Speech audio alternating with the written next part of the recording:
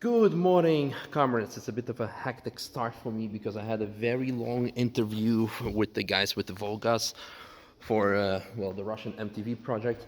And this is, if you watched yesterday's vlog, they try to gather money to fund their trip by performing street arts, by performing music. So they played at Brunchen, no, not at Brunchen, they played at Overflow Car Park and later at Devil's Diner. And their visual artist, so to say, Anna, is drawing pictures and then they auction them off.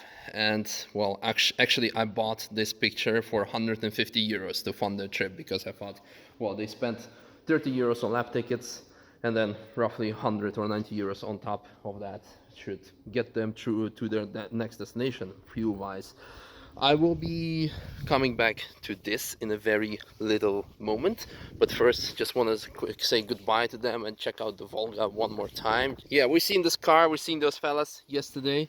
I just want to say, because like roughly 10% or more, I believe like 14% of my audience is from Holland, their next stop is Amsterdam, and their next stop they're gonna meet the opposites. And I told them, roughly in my life I bought probably 3 music albums, one of Snoop Dogg, one of Tupac, and one was of opposites. And I'm pretty jealous. And if I didn't have things to deal with like this broken Seat, I would just jump in the up or even in the Volga and go with them. So unfortunately, maybe next time, maybe next time.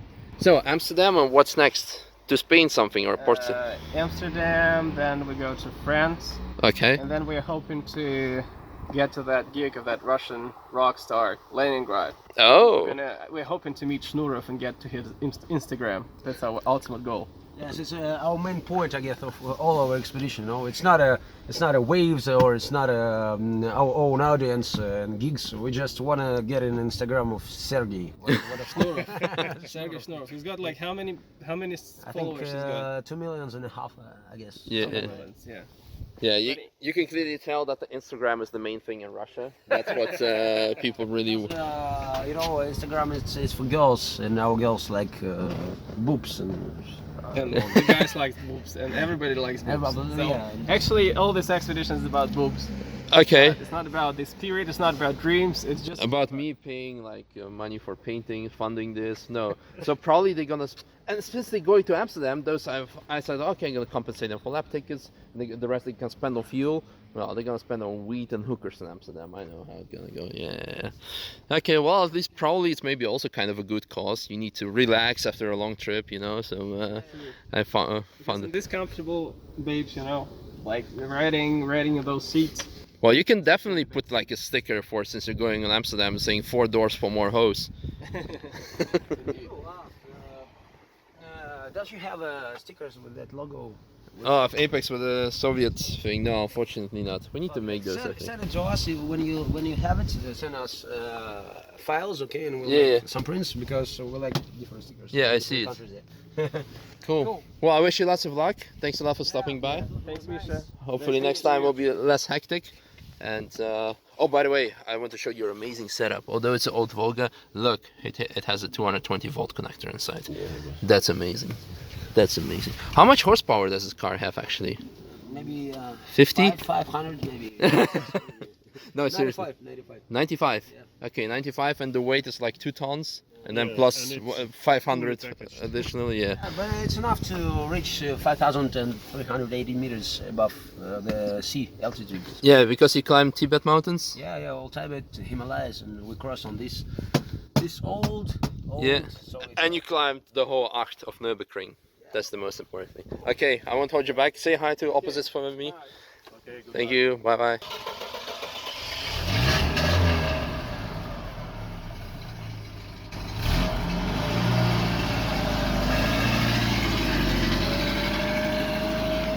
Amazing. Actually, yesterday, Ignaz from Ring Freaks and as a, well, how should I say, someone from former Soviet country said, damn, those things are really, really rare, because the Volga in an Avant or estate or station body type was mainly used only by ambulances, and it was very hard to get one. Like And a quick fast forward now that my Russian friends are gone. We're gonna talk about the sad things that I hinted, well, that I told you yesterday about the Seat, something you probably all want to hear. And I'm joined by Tim, our lovely mechanic. Well, probably, yeah, that should be saying lovely to you. That's like, well, hashtag no homo, that's okay. No, no. In all the seriousness, what is up with the Cupra? What has happened to it? Wow, how? And because, you know, what kind of separates us from other people, we are okay talking about crashes. We okay to explain to you what happened and such and such. So, first, how it has happened. It's... Well, I hate to blame the drivers. You know, I always say the driver's always responsible for it, but in this case, the driver was really responsible. Yeah, they were. The thing is, I could show you the contract, but you might as well just believe me. The car did 2 kilometers from apex up until the crash, so that makes probably the car did only roughly slightly around 1 kilometer of the total track coverage, which means that it crashed in the very first corner. And I kind of hate it to start becoming a cliche, but the customer deliberately chose to not to have any instructions, and that resulted of him crashing in the very first corner. And no, I know it will result of some of you people asking like, oh, maybe the tires or the brakes weren't warm. Well, this is not like a Formula 1 race, or this is that dependent. It's just like you see me yesterday going out with this car the whole day, and the car was completely fine. And even after every time the car goes out, again, this lovely gentleman checks the car for any potential whatever, well, not only damages that the car may have suffered while being on the track, but most importantly, the all-round conditions, the tire pressures being checked, the brake condition, brake pads, and everything. So there was definitely nothing wrong with the car, but that shows again how, how dangerous Nürburgring can be, especially people can become overconfident, because I know this section of the track can be, well, I'll be lying if I would say that it can look simple, but it kind of looks simple. It's a straightaway. Yeah, it looks, you know, when you look at it, when you're going towards it, it just looks like, okay, Yeah, pass through here. yeah, it's just straight. Than it looks. Yeah, so it could be this case, yes. But if you especially never been on a track, make sure to get an instructor, have someone with you. Many other people said that as well. The people who had the Polo, people who crashed the GT86, they said I'd rather would have spent like 49 euros than like this 10,000 or more eventually. The fun thing is, well, the fun. Shouldn't be laughing about a fun thing. It's pretty much identical damage to the M4, which I done.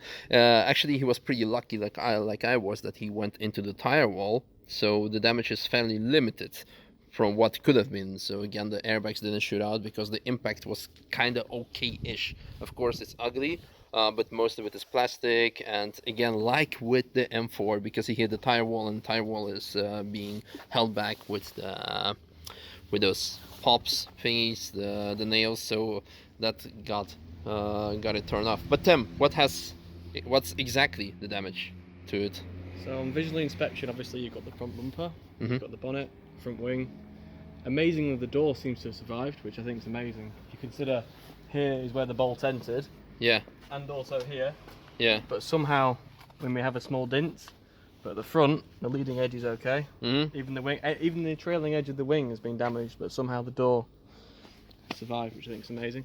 There's some damage to the mirror. You can see it's come dislodged from the door there, so that obviously needs inspecting. The door will be off and looked after anyway, so we'll find out what's going on then as well. At the moment, it would seem like all the kinematics are okay. We haven't had it on the ramp yet because the first priority is to get it back over to the body shop to make sure we can get it back on the track as quickly as possible. Yeah. There's a slight amount of damage to the back of the rear quarter and the rear bumper. The rear bumper, we can probably salvage this, but obviously we'll leave it up to the body shop to decide. A bit deeper into it, you've got the wheels. So both wheels have been damaged, as well as the tyres, which would obviously lead on to potentially the kinematics being damaged. But This is we'll something cross we that can. bridge when we get there. Yeah, exactly. So yeah, we can see the tires are torn off, and the wheels as well. Looking further forwards, you've obviously got the transmission cooler and the front crash bar. The front crash bar has taken a bit of a hit here. Obviously this connects to the front chassis rail. At this moment in time, we believe the rail is okay. However, this will need some more inspection. If it's spent in any way, we'll have to look after that as and when we find out.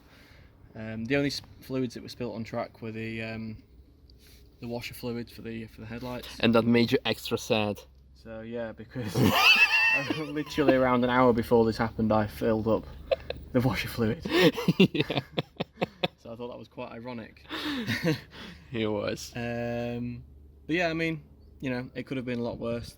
The driver's okay, the passenger's okay. Yeah, absolutely. So the barriers did the job, the car did its job. The fun part is that was probably the lowest amount that we've seen customer had to pay for the barrier damage. Yeah. 129 euros. But that was probably not even for the barrier. They probably said, oh, okay, you just pay for The us. marshal's time. Yeah, the marshal's time to inspect the barrier, and then also for them to go around the track and make sure there's no other fluid spilt or anything like that. Everything is fine. Regarding your door, I think we can maybe even praise Seat for making such a sturdy construction. Maybe it's really to protect the driver from the side impact. It's also interesting if you look at how the accidents happened. You can see obviously it's had the front impact first, and then bounced away from the barrier, and then gone back in hard at the back. Yeah. Which is obviously, you know, how the barrier is designed to work. You know. Yeah, that's true. The driver, you know, the windows aren't even smashed. Yeah. Which I think, you know, that's a good credit to how the track's been built. Yeah, exactly. So that also brings up another point that I want to emphasize on, is that the barrier is not there to damage your car, it's there to protect you. So God may forgive that you ever gonna be involved in an accident on a track. Well, certainly you will be saved from even worse things that could have happened when, for example, the track was still in the condition when it was like in 1960s, or when it was just built and there were no barriers at all. You'll be just ending up against a tree. Yeah, well, we just wait for the final verdict of the body shop, and then we will start. Yeah, we will tell you more on that, how much it cost us. But hopefully, again, luckily the damage is not that bad on the first side. Could have been a lot worse, and hopefully the car will be back within like 2 weeks probably. Yeah, I'd say within the next 2 weeks. We want it back as quick as possible, obviously, because it's one of our most popular cars, with, you know, for good reason. Yeah, that's true. Great car. But unfortunately, this is not the only thing the Seat. Yesterday was literally probably the worst day of our year regarding rentals, because this Polo, although it looks completely fine, might be a bit dirty, so it may use some wash. It looks completely fine, but the problem is underneath, well, not underneath, kind of inside underneath. The gearbox kind of decided, like, sup people, I want to have an early holiday.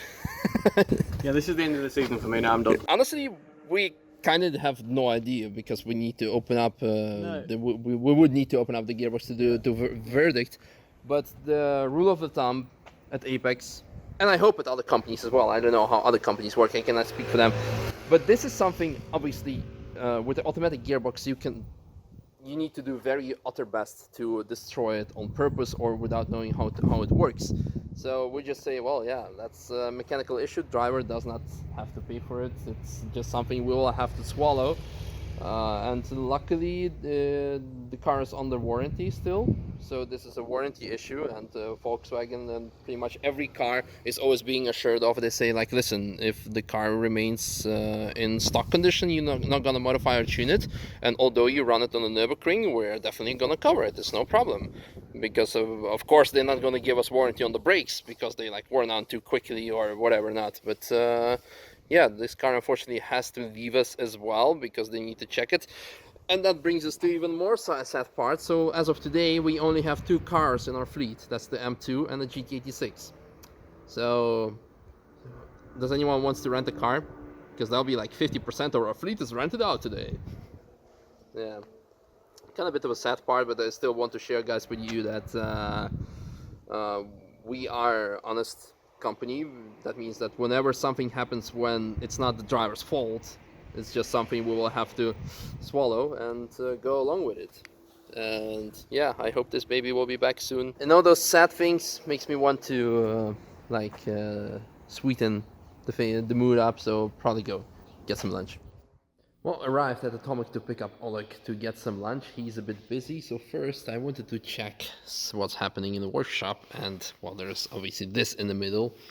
Kinda hard to neglect it, definitely grabs the attention. This is the one and only TT that you may have seen in previous vlogs. First it was wrapped in a kind of camouflage, then it was unwrapped, now it's wrapped again in a camouflage or the art car livery, and it has been put together again almost completely.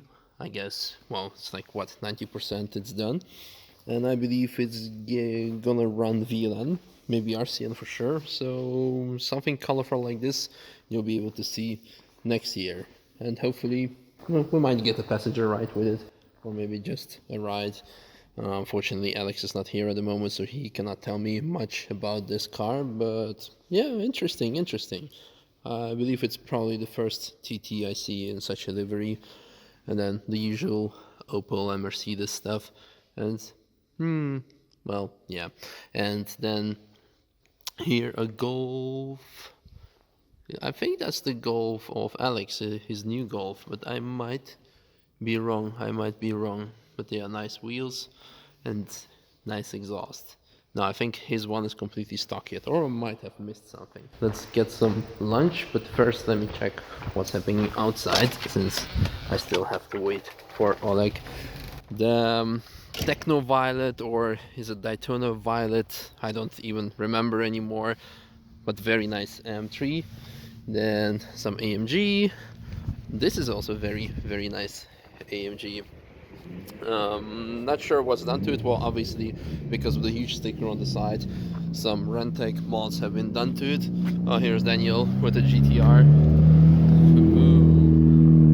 We should go out with him for a passenger lap soon, because the last time I went out with him, he just rebuilt the engine and it was full in a breaking in period. But now he already has done like 8-minute laps, so I don't think he's breaking in the car anymore. So we should go for some laps soon. Also very interesting Golf 1 Rabbit, the Porsche of Atomic, you seen it already earlier. And then the GTR also does not need any further additional introduction, but yesterday it was Time Attack in Holland, where I unfortunately... You got turbo timer or what? Oh yeah, I guess so. Push the button. Oh, okay. Well, that works too. Yeah. So when are we going for a lap? Again, you mean Well, faster? yeah, Last faster time. now than last time. Now it's possible. Yeah. I think that'll be a job for boosted bars to do a GTR. I think so. Yeah. We Yeah, have to well, do it. yeah, let's do it like next week or something. Because now the track is only open like on Friday. You have some lunch, and then Lunchtime. yeah, for us too. Good. Have fun. What I was saying about this R35 yesterday was the Time Attack in Holland. Unfortunately, I wasn't able to make it because you've seen how busy I was here. But this car is coming tomorrow together with the Sub 7 Up to Sydney Hoffman. Well, my German audience knows that guy. We're gonna make something special. Not sure. I think I'm allowed to talk because they told me like I can film tomorrow, so you'll see in tomorrow's vlog what exactly. And honestly, I have no idea what exactly. They told me they want to gather some cool cars together, make some interviews, some filming. So there's going to be a lot of cool cars again in my content, in my video for tomorrow. So there is that. Ooh, the GTR is trying to say something. No, not anymore. Oh wow, here's the keyless start entry. That's like... You understand that this is the... like the 80s kid wet dream related to Knight Rider of well, Knight Rider the kit. Well, for car spotting wise today, no prototypes, but there's a Scuderia hand seat happening, so it's like a kind of school to learn the Nordschleife.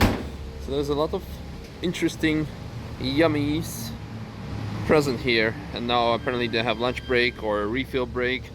So yeah, that's not too bad. But now lunch break for ourselves. So what's today on the menu? Shit, again, no chocolate croissants. Yummy.